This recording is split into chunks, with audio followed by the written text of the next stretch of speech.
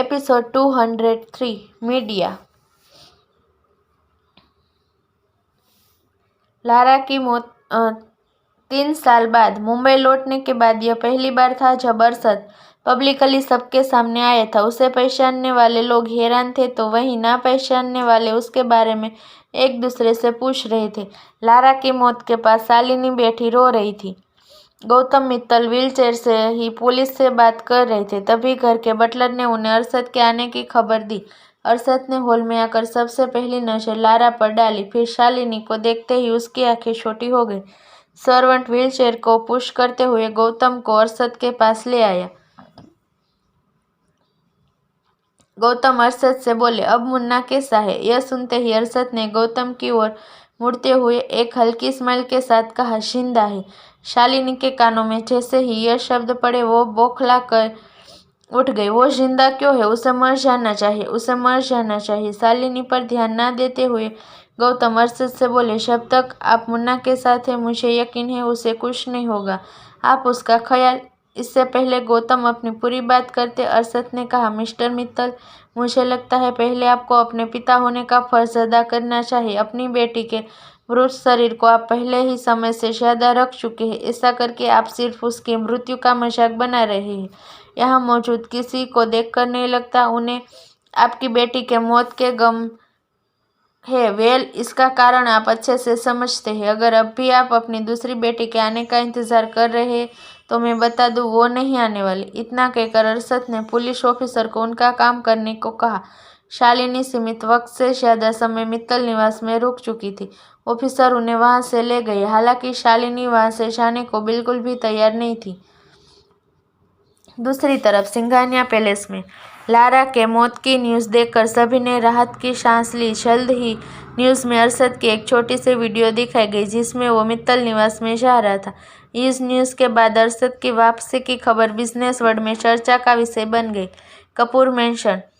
अरशद को न्यूज़ में देखने के बाद देवराज ने बड़े बेटे अशोक से पूछा, क्या तुम पहले से इस बारे में जानते थे?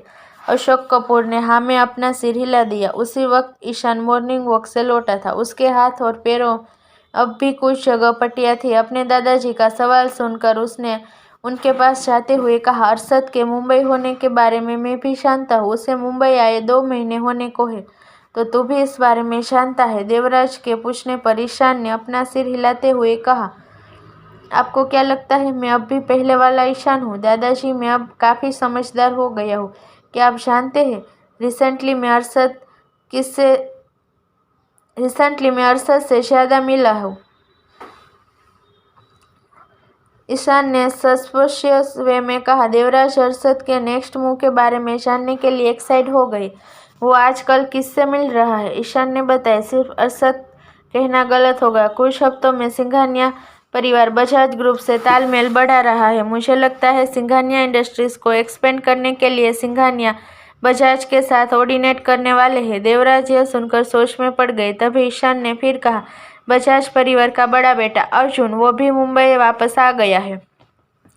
सीढ़ियों से उतर रहे निशांत के कदम अर्जुन का नाम सुनते ही रुक गए। वहीं अशोक कपूर गुस्से में ईशान को देख रहे थे। उनके बार बार मना करने के बाद भी ईशान ही था कि उनकी बात सुनने को बिल्कुल भी तैयार नहीं था। तुमने इतना सब पता लगा लिया है तो क्यों ना अब तुम अपने चोट के बारे में भी बता देते? अशोक कपूर ने एक एक शब्द पर जोर देते हुए कहा। मगर उनकी बात सुनते ही ईशान के एक्सप्रेशन बदल गए। वो भला ये कैसे बता सकता था? उसे जख्मों की वजह एक लड़की है। ईशान बहाना बनकर वहां से चला गया। अनन्या जब से उठी थी वो अपना फोन ढूंढ रही थी। आखिर में परेशान होकर कमरे के बाहर आ गई। उसे परेशान देख मेड ने पूछा, मैडम आप कुछ ढूंढ रही है? हाँ, मेरा फोन पता नहीं मैंने कहाँ रख दिया। अनन्या हॉल में नजर दौड़ाते हुए कहा। तभी वहां अयान आते हुए बोला, कहीं आप अपना फोन लाना तो भूल नहीं गई? अनन्या ने इस बारे में सोचा। उसने फ्लाइट में अपना फोन अरशद को दिया था। उसके बाद इतना कुछ हुआ कि उसे फोन चलाने का मौका ही नहीं मिला। अनन्या अपना सिर खुजाते हुए बोली, शायद अरशद ने मुझे फोन वापस ही नहीं किया, पर मुझे इस बारे में सही से याद नहीं है। तो अयान ने कहा, अगर ऐसा है तो मैं आपके फ़ोन पर कॉल करता हूँ। अयान ने अनन्या का नंबर डायल किया। हालांकि उसने पहले से ही अनन्या का नंबर स्विच ऑफ कर दिया था और उसने यही बात अनन्या को बताई। अनन्या ने गहरी सांस लेकर कहा। ब्रेकफास्ट के बाद अनन्या को पता चला विला में नेटवर्क प्रॉब्लम चल रही है, इसलिए वो ज्वेलरी बनाने के लिए विला के बैकयार्ड में जाने लगी। डेस्टिनी विला का बैकयार्ड उसे सुकून देता था। इस बीच वो विला की सिक्योरिटी देख सोच में पड़ गई। बहुत कम बार उसने इतनी टाइट सिक्योरिटी देखी थी। उसने इस बारे में सिक्योरिटी इंचार्ज लीडर से पूछा तो लीडर ने उसे बताया कि कुछ अनजान लोगों ने पिछली रात विला में घुसकर सिक्योरिटी रूम के साथ छेड़छाड़ की है। नेटवर्क इश्यू भी इसी वजह से हुआ है। अनन्या को यह अजीब तो लगा, मगर उसने इस बारे में ज़्यादा नहीं सोचा। वह शुरू से ही अरशद से काम और उसके लोगों से एक दायरा मेंटेन करके रखती थी। दोपहर में निशांत की सेक्रेटरी तारा ने निया को निशांत के केबिन में जाने को कहा। निया यह सुनकर खुश हो गई। निया की दी हुई डिज़ाइन देखने के बाद निशांत ने निया पर शक करते हुए कहा, यह डिज़ाइन तुमने बनाई है? मैं ये चाहकर भी यकीन नहीं कर पा रहा। निया को यह सुनकर निराशा हुई। निशांत गलत नहीं था, पर वो उसे सच में भी नहीं बता सकती थी। उसने कहा, पर यह मैंने ही बनाया है, तुम्हें यकीन करना होगा। क्या तुम सेम पैटर्न के साथ एक और डिज़ाइन तैयार कर सकती हो? निया को इस बार कोई डर नहीं था। डिज़ाइन पहले से ही तैयार थी। उसने सहमति जताई। उसके जाते ही निशांत ने किसी को कॉल करके निया पर नजर रखने को कहा। कहीं ना कहीं निशांत को यकीन था निया ने डिज़ाइन किसी और से बनवाई है। नो डाउट वो एक अच्छी डिज़ाइनर थी, लेकिन उसकी डिज़ाइन में अभी परफेक्शन की कमी थी।